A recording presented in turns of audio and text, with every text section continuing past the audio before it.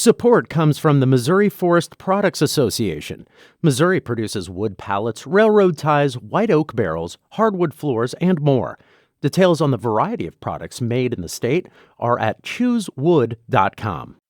From St. Louis Public Radio. This is St. Louis on the Air. There's even a new proposition, Prop NS, where you can receive funds to renovate houses that are vacant to be able to sell them. So working with the Vacancy Collaborative, we're working on additional resources for people who want to create their own little pocket parks or renovate buildings.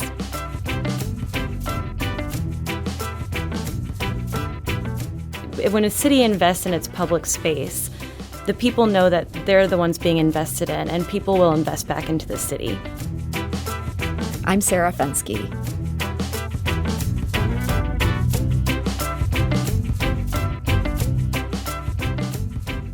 A new nonprofit is doing big things in small spaces. Pocketpark takes vacant lots in St. Louis and transforms them into community spaces. The organization is in its first year and already has 4 Pocketparks underway. And joining us now to tell us more is Pocketparks founder Samantha Lee Smugala. Samantha, welcome. Thank you so much for having me. So I understand the idea for these pocket parks started a couple of years ago, and it started with sketches on your phone. What were you drawing? You know, I would be running around, I'm a runner, and just kind of exploring the city. I like to run through urban environments, and I found myself pausing, snapping a photo on my phone, and then I would go back and start sketching concepts on top of it, whether that was a new farmer's market or an empty building with a new facade or a vacant lot into a little park. And these sketches started building up, and finally I decided, clearly this is a passion. So this is the time to do something with it. And I floated some out there in social media. It started gaining traction, and through some feedback and some business planning, we kind of turned that idea from a sketch into a reality. And so when you say this was the time to do something with this idea, was this your pandemic project? It really was. We all had a lot of time on our hands. We did. And that was another time when I was running, and I just saw the city in such a different light. Mm-hmm. No one was walking around, and it was gray and desolate, and it really changed the persona of the city. So street activation is so important. And I've been telling a lot of people this. I really believe that cities get their personality from public space. Mm-hmm. And people walking around a city, activating it, making it safer, it really changes the entire vibe. And like Emma Cluse said earlier, putting in artwork and installing different pieces in public space really is a beautification project, but also it reflects the personality of the city and its residents. So trying to weave in some vibrancy and some activation into our city streets because of how gray the city was during the pandemic. Yeah, it was just such a depressing time. And as you say, so empty. And now things are coming back to life, but we still have a lot of vacant lots and sort of empty spaces here in the city. I'm curious, though, hearing you use the phrase street activation and talking about some of these things, you kind of sound like a planner. Do you have any training in any of this? I am a learner, lifelong learner, and I'm kind of just learning as I go. My background is actually in interior design, and I teach adjunct at Maryville University. I still practice interior design, but designers are problem solvers, and what I wanted to focus on was how to use my skill set to make mass impact, and understanding how important space is, how it impacts someone's health and how someone perceives space, how safe they feel, knowing that those same practices from interior design and employing them in public space just felt like a good fit. So finally kind of figured out how to merge my skill set with public impact work. Yeah, I mean, it seems like a perfect thing. Instead of designing these interior spaces, you're designing exterior spaces that can bring people together. Now, it's one thing to design it and put it on social media and have people say, wow, this looks great. It's not as simple as interior designing where you just have to get the homeowner's permission. How did you go about turning this from just a sketch into you're actually making this happen? Yeah, so it really depends on the community and what the community needs are. We do a ton of community engagement, and currently communities are coming to us seeking this type of work and activation. So it starts with the community and it ends with the community. We do a lot of events and pop-ups showing people the opportunities of vacant space. And after we do some site selection and mapping, we go to the property owners. Sometimes that's a private owner. Sometimes it's owned by the city from the LRA.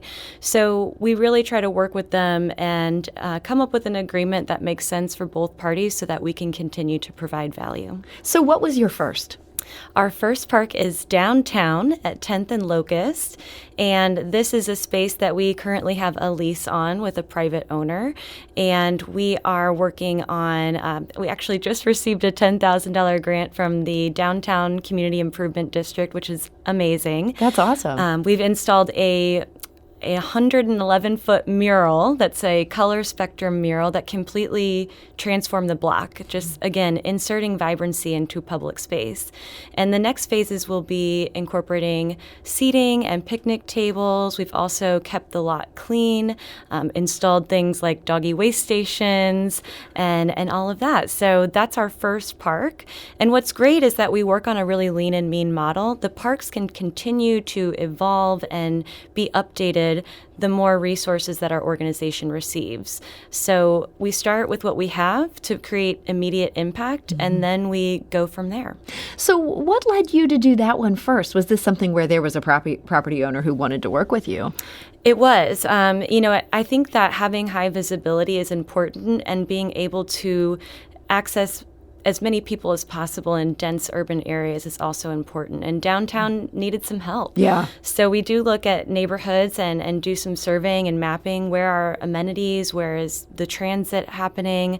Where are local schools? Where are the other parks? And we kind of do a lot of research and data analysis, and then we reach out to owners if we think there's a good fit and if it's a need of the community. So this was one that we kind of piloted with the owner, and it's become a great success.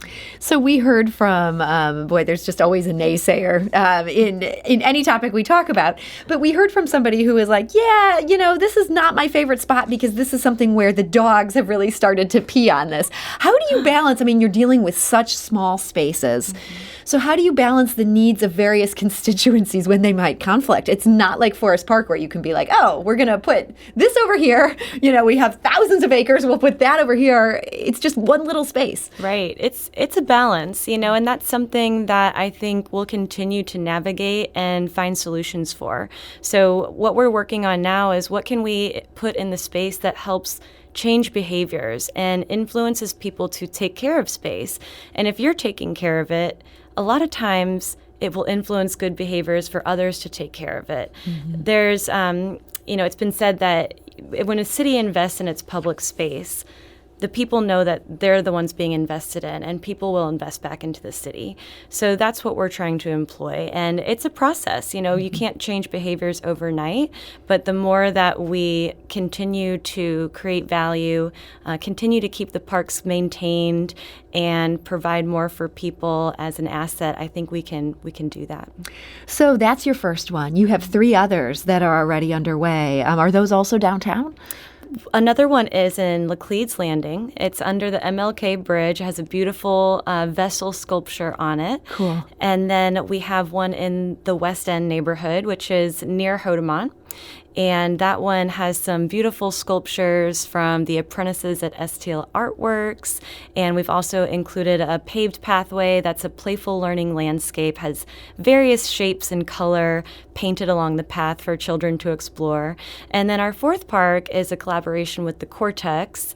This year it was an urban sunflower field, and we're about to make the announcement that we're coming back in 2022 with another partnership to do natural prairie and some other fun, exciting things that are yet to be announced. So that's very cool. Hearing about these things, though, this is not as simple as just saying, hey, the community can come gather here. Like, you're actually putting physical improvements into this. I imagine that's not cheap. Where does the funding come from for things like paths and sculptures and stuff like that? It's a blend. Like any nonprofit, we receive grants, we have independent donors, corporate donors, and I think one of our most successful things has been in-kind donations. People volunteering time, people giving plants, people, helping out with certain built features. It's been really incredible to see the community and businesses and individuals really support this mission. Yeah, I mean, people have really been on board for this.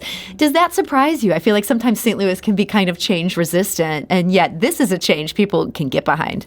I think so. And I think part of the reason is due to the pandemic, people value outdoor space like never before. And I think it was, somewhat of a timing thing. People were ready to get back outside, ready for activating space.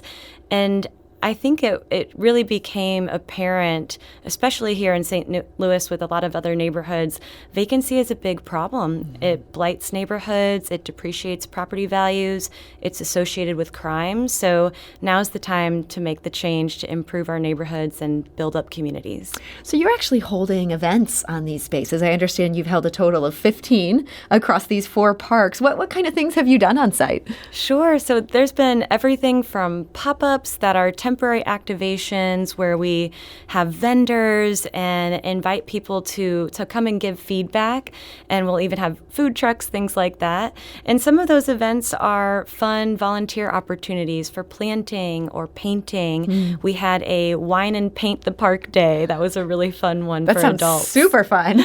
Yeah, so we really try to mix it up. We've had happy hours, we've had family-friendly events, and it's really been a really fun experience because activation is key, again, to creating safe spaces. And we really want to build multi-purpose spaces that the community can use and host events or farmers markets or gatherings. So it's really important to us that activation is part of that plan. So what happens now that the temperatures are getting cold and we're all kind of retreating? Are these parks going to go dormant for a couple months? Hibernation is probably going to be a thing, but we are actually because it's getting darker earlier, due to that, to still kind of keep the park active and increase safety, we're going to be installing some solar lights throughout the parks, and they're going to be fun colors, holiday themed. And so when people are walking by after work or walking home from the bus stop, it's something that they can pause and enjoy and experience as they're walking through. That's cool. So when you say solar lights, this is something where it'll be charging up during the day? Exactly. Wow. How cool. Well, this is one of these things that it feels small, but it feels like it can make a big difference for a block. I understand you're looking to purchase, meaning Pocketparks, are looking to purchase your first property in the coming months. These others have been leases. What's going on with that? So that is actually the West End Park. It's an LRA lot, a city-owned lot, and so we've got an application out to purchase that property as our first piece of property in our land bank, and hoping to extend that. So the LRA, that's the city's land reutilization authority, and they sort of hold all the vacant properties in town that aren't being taken care of by somebody. They kind of hold them there. I've heard it's not always easy to purchase through them. Do you feel like you're kind of on the path and this is going to work out? Yeah, I think there's some time involved because the city looks at these once a month. The application is something that you do have to put effort into, but it's a process that they will definitely help you with. And the city actually does have a lot of resources. I think that sometimes you have to look through the website to find those, but they're very helpful if you give them a call and want to look into purchasing your own vacant lot. There's even a new proposition, Prop NS, where you can receive funds to renovate houses that are vacant to be able to sell them. So the city does have a lot of resources, and actually working with the Vacancy Collaborative, we're working on additional resources for people who want to create their own little pocket parks or renovate buildings. So Pocketparks is off to a great start. I mean, what a great first year, how much you've accomplished. In our final minute here, what do you see as the goal? Where would you like to be in 5 years with Pocketparks? You know, I get asked this question a lot, and it's hard to answer because, I think people expect a number of parks or, how many people we're impacting. But to me, as long as we're sustaining and providing value, we're doing our job, because we're not just coming in and developing, we're also maintaining and activating. And so if it's 5 parks, if it's 25 parks and multiple cities, which would be amazing, that's great. But as long as we're providing value, I think we're accomplishing what we set out to do. Well, Samantha Lee Smugala, I want to thank you so much for joining us today. Thank you so much, Sarah.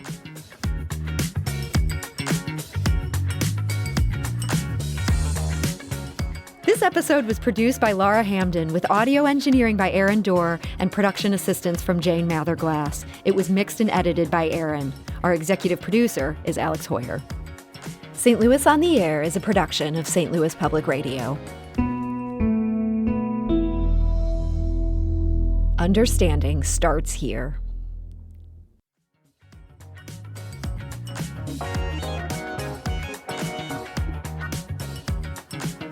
Do you find yourself regularly listening to episodes of St. Louis on the Air? Suggest us to a friend you think might enjoy our conversations. And leave us a review and rating on Apple Podcasts on the App Store. It's the simplest way to help people discover our show. Thanks. St. Louis Public Radio is a member-supported service of the University of Missouri, St. Louis.